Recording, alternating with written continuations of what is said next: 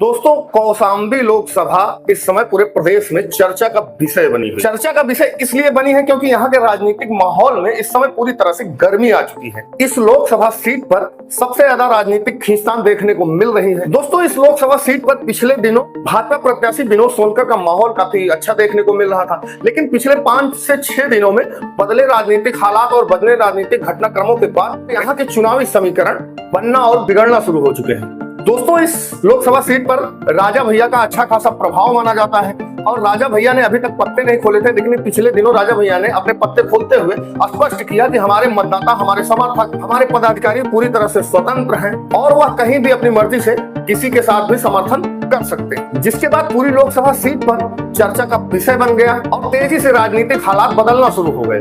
हालांकि राजा भैया से समर्थन मांगने भाजपा प्रत्याशी विनोद सोनकर भी गए थे, लेकिन बात शायद नहीं बनी और वहीं समाजवादी पार्टी के प्रत्याशी पुष्पेंद्र सरोज और इंद्रजीत सरोज भी राजा भैया से मुलाकात कर समर्थन मांगने की अपील की। दोस्तों, राजा भैया तो मीडिया के सामने किसी दल को समर्थन न करने की बात कर रहे हैं, लेकिन अंदर खाने और सूत्रों की बात करें तो राजा भैया का कहीं न कहीं समर्थन समाजवादी पार्टी को इस सीट पर प्राप्त हो रहा है। उनके कार्यकर्ता और पदाधिकारी जनसत्ता दल के जगह जगह रैलियों में भाग ले रहे हैं, जगह जगह सपा प्रत्याशी को वोट देने की अपील कर रहे हैं। तो इस बात को और बल मिल जाता है जब वर्ष 2019 चुनाव में समाजवादी पार्टी के प्रत्याशी इंद्रजीत सरोज द्वारा क्षत्रिय समाज पर राजा भैया को लेकर अमर्यादित टिप्पणी की गई थी, जिस पर राजा भैया द्वारा उनके ऊपर एमपी अमले कोर्ट में मानहानि का एक वाद दायर किया गया था। वहीं 2024 के लोकसभा चुनावों में राजा भैया की और इंद्रजीत सरोज के बेटे पुष्पेंद्र सरोज की मुलाकात के बाद राजा भैया द्वारा वो वाद वापस लेने का निर्णय लिया गया है। मुकदमा राजा भैया द्वारा वापस ले लिया गया है। दोस्तों, अब इसे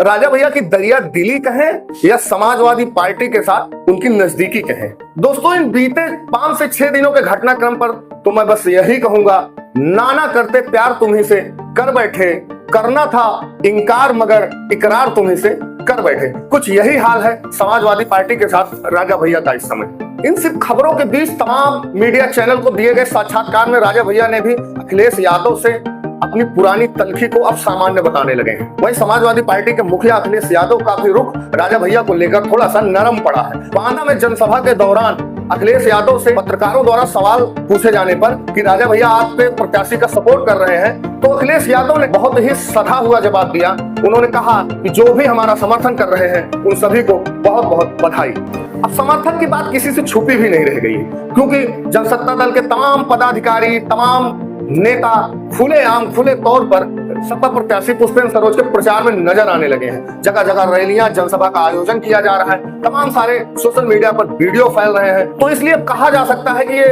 लगभग लुका छुपी का खेल अब खुला खेल फर्रुखाबादी हो चुका है। दोस्तों, राजा भैया ने प्रत्यक्ष न सही अप्रत्यक्ष रूप से ही समाजवादी पार्टी को इस लोकसभा सीट पर समर्थन दे दिया है, जिसके बाद जनसत्ता दल लोकतांत्रिक के पदाधिकारी और कार्यकर्ता साइकिल के प्रचार में पूरी जान लगाकर जुट गए हैं। लेकिन एक बड़ा सवाल अब भी खड़ा है कि क्या कुंडा में कुंडी लगाने वाले अखिलेश यादव को बयान को राजा भैया भूल जाएंगे, या समाजवादी पार्टी के जिला अध्यक्ष छविनाथ यादव और उनके भाई गुलशन यादव, जो कि राजा भैया को पानी पी पी कर अभी तक कोसते थे, उनको राजा भैया गले लगा पाएंगे, या गुलशन यादव और छविनाथ यादव कहीं अपना दूसरा ठिकाना खोजेंगे?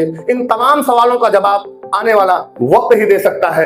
फिलहाल अभी की राजनीति तो पूरी तरह से कौशाम्बी लोकसभा की उलझी हुई नजर आती है।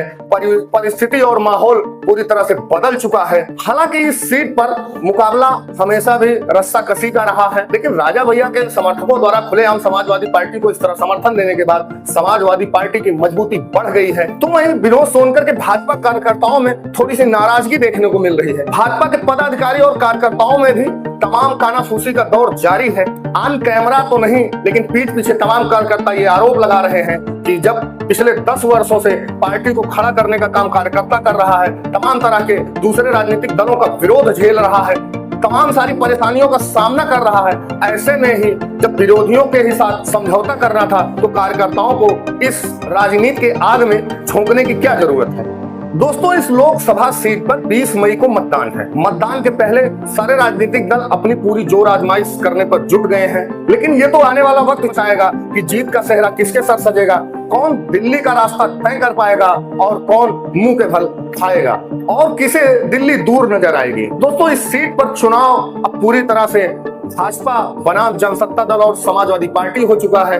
ऐसे में भाजपा प्रत्याशी विनोद सोनकर के सामने चुनौतियां बढ़ चुकी हैं। इसीलिए मैं हमेशा आपसे कहता हूं कि राजनीति में कुछ भी संभव है, कभी भी माहौल बदल सकता है। आपका एक बयान, किसी नेता का एक बयान, किसी नेता की एक मुलाकात पूरे राजनीतिक माहौल को बदल सकती है। या पूरे इस राजनीतिक माहौल का निष्कर्ष पे जाए तो जीत हार की कौशाम्बी लोकसभा पे लड़ाई जो नजर आ रही है वो महज बहुत छोटे अंतराल से होती हुई नजर आ रही है। वहीं समाजवादी पार्टी को राजा भैया का साथ, उनके कार्यकर्ताओं का साथ मजबूती दे रहा है, तो विनोद सोनकर के निराश कार्यकर्ता उनके कमजोरी बनते जा रहे हैं। लेकिन प्रधानमंत्री नरेंद्र मोदी के नाम पर मुख्यमंत्री योगी आदित्यनाथ का नाम भाजपा प्रत्याशी विनोद सोनकर के लिए मजबूती का भी काम कर रहा है। तो ऐसे में लड़ाई बहुत दिलचस्प हो गई है इस सीट पर। और राजनीतिक गलियारों की बात करें तो तमाम राजनीतिक पंडित अब इस बात पर चर्चा कर रहे हैं कि आने वाले समय में क्या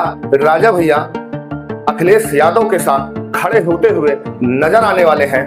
ऐसी तमाम चर्चाएं राजनीतिक बाजारों में चल रही हैं। प्रतापगढ़ लोकसभा सीट पर भी राजा भैया ने समाजवादी पार्टी के प्रत्याशी एसपी सिंह पटेल से मुलाकात के बाद समर्थन के संकेत कार्यकर्ताओं को दे चुके हैं। ऐसे में राजा भैया की पार्टी जनसत्ता दल का जो भी जनाधार है वो समाजवादी पार्टी के साथ खड़ा होता है तो निश्चित तौर पर चुनाव को प्रभावित करेगा। ये आने वाला समय बताएगा कि वह कितना प्रभावित करता है, क्या परिणाम बदल सकता है या महज वोटों का कम या ज्यादा कर पाएगा। अभी ताजा माहौल पर बात करें तो प्रतापगढ़ जिले में या कह लें कि कौशाम्बी लोकसभा सीट पर भारतीय जनता पार्टी को एक बार फिर से चरखा दांव की पटकनी दे दी है। हालांकि कौशाम्बी लोकसभा सीट पर मतदान के लिए बहुत ही कम समय बचा है, लेकिन इस कम समय में भी रात दिन एक करके जनसभाएं की जा रही है। जनसत्ता दल के कार्यकर्ता जान लगा दे रहे हैं। जगह जगह जनसत्ता दल के पदाधिकारी और कार्यकर्ता साइकिल की सवारी कर रहे हैं। दोस्तों, राजा भैया आने वाले समय में करेंगे साइकिल की सवारी। इन तमाम जिले की राजनीतिक हालात और राजनीतिक घटनाक्रम की जानकारी के लिए आप देखते रहें 6 PM न्यूज। यूट्यूब पर चैनल को सब्सक्राइब करें, फेसबुक पर चैनल के पेज को फॉलो करें और चैनल के व्हाट्सएप ग्रुप को ज्वाइन करें। मैं आपका मित्र मोनू विद्रोही, नमस्कार।